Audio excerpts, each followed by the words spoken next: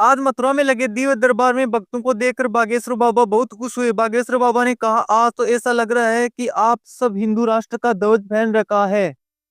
मंच पर देखकर ऐसा लग रहा है जैसे भारत हिंदू राष्ट्र का ध्वज लेने के लिए सभी संत एकत्रित होकर के हिंदू राष्ट्र का जय घोष कर रहे हों।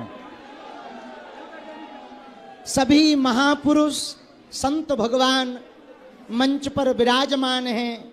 हम सभी के चरणों में नाक रगड़कर दंडवत प्रणाम कर रहे हैं। ब्रजवासियों को प्रणाम कर रहे हैं और खासकर मथुरा वालों को प्रणाम कर रहे हैं। श्री जी बाबा की भावभूमि, श्री कृष्ण कन्हैया लाल की जन्मभूमि, जहां भविष्य में बालाजी और लाला जी की कृपा से ठाकुर जी का भव्य मंदिर बनने वाला है,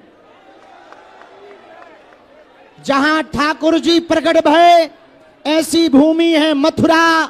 जहां कृष्ण कन्हैया लाल प्रकट भय ऐसी भूमि है मथुरा। और भारत वालों, एक अद्भुत बात यह है, अयोध्या में राम लला बैठ गए। अरे रुको तो, ऐसे कैसे जय हो? सुनो तो, राम लला अयोध्या में बैठे, मानो त्रेता युग तो हो गया है, अब द्वापर की बारी है। और जो कृष्ण कन्हैया लाल के विरोध में है, जन्मभूमि के विरोध में है, जो हिंदू राष्ट्र के विरोध में है, ठटरी के बरे हरा।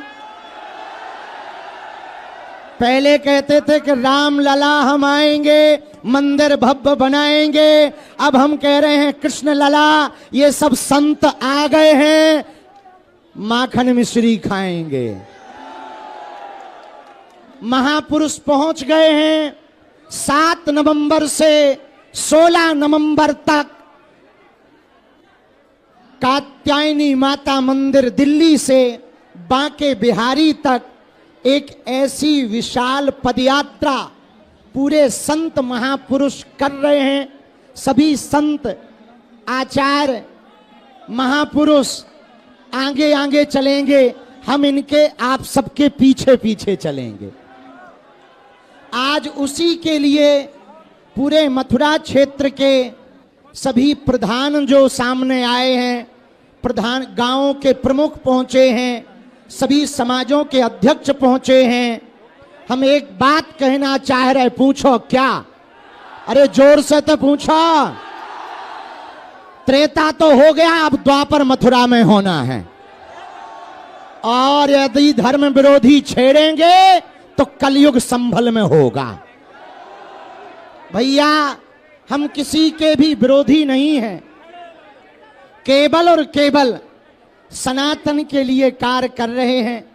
हम एक भिक्षा मांगने के लिए ब्रज में आए हैं। क्या आप लोग तैयार हो? हाथ उठाओ। पक्का? अरे पूछो तो, काय के लिए? जोर से पूछो। भारत को हिंदू राष्ट्र कौन कौन देखना चाहता? कृष्ण जन्मभूमि में भव्य मंदिर कौन कौन देखना चाहता? यमुना मैया को शुद्ध निर्मल कौन कौन बहते देखना चाहता? और ब्रज क्षेत्र में बिकने वाली मां समंदरा की दुकानों को बाहर कौन कौन खदेड़ना चाहता? पक्का? अरे जोर से तो बोलो। पक्का? पक्का? पीछे तो नहीं हटोगे? एक बात बोले, कह दो, बोलो। उनके बाले में समझ जाओ, उनके बाले में तुम एक को छोड़ दो, वो 500 खड़े हो जाते हैं। अपने बाले में एक कमी है, पूछो क्या? कोई एक अभय हम पे मारन लगे तो 500 भग जाते हैं। क्या तुम भी ऐसे ही करोगे? यदि धर्म विरोधी विरोध करेंगे तो कौन कौन खड़ा होगा? पदयात्रा में कौन कौन आएगा? गांव गांव अक्षत कौन कौन बांटेगा? पक्का? प्रण ले लो पहले दोनों हाथ उठाकर। तो हम भी वचन दे रहे मथुरा वालों, जल्दी से जल्दी मथुरा में कथा सुनाने हम आएंगे। और आज की जो कमी रह गई वो पूरी करेंगे, समय भी लेकर आएंगे, कथा भी सुनाएंगे। लेकिन उसके पहले आपसे निवेदन है, दिल्ली से वृंदावन तक की पदयात्रा में आना पड़ेगा। देखो, ना तो हमारे पास संतों के अलावा कोई और है, ना हमारे कोई साथ है। हम अकेले दिन ना रात भैया प्रयत्न कर रहे हैं।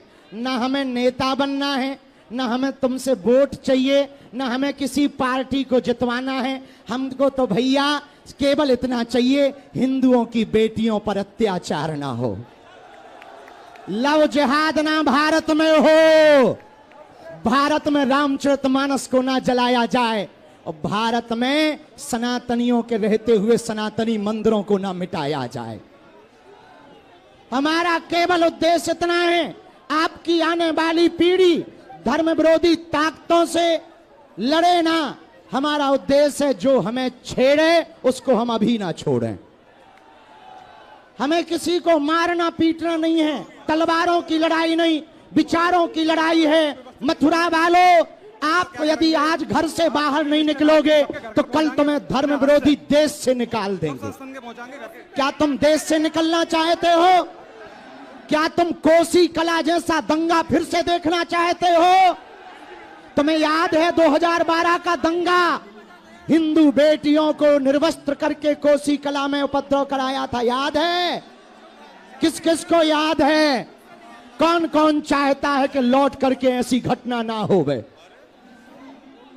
2012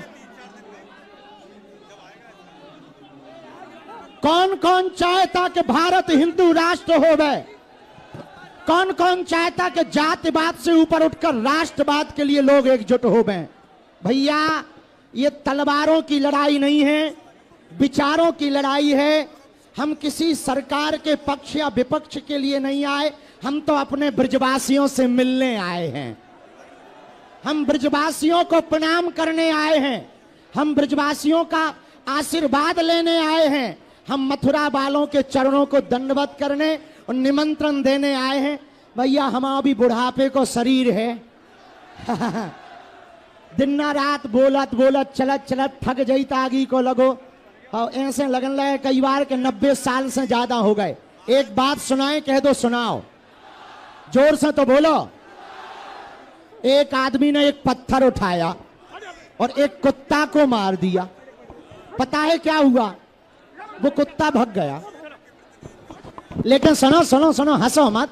उसी आदमी ने वही पत्थर, ए ठटरी के पीछे हो जा, लेकिन उसी आदमी ने वही पत्थर उठाया, एक मधुमक्खी के छत्ता में मार दिया।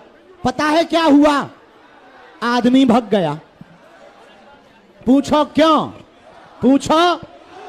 कुत्ता अकेला था इसलिए भागना पड़ा, मधुमक्खियां इकट्ठी थीं इसलिए उसको भागना पड़ा। तुम अकेले रहोगे तो तुम्हें भागना पड़ेगा, तुम इकट्ठे रहोगे तो धर्म विरोधियों को भागना पड़ेगा।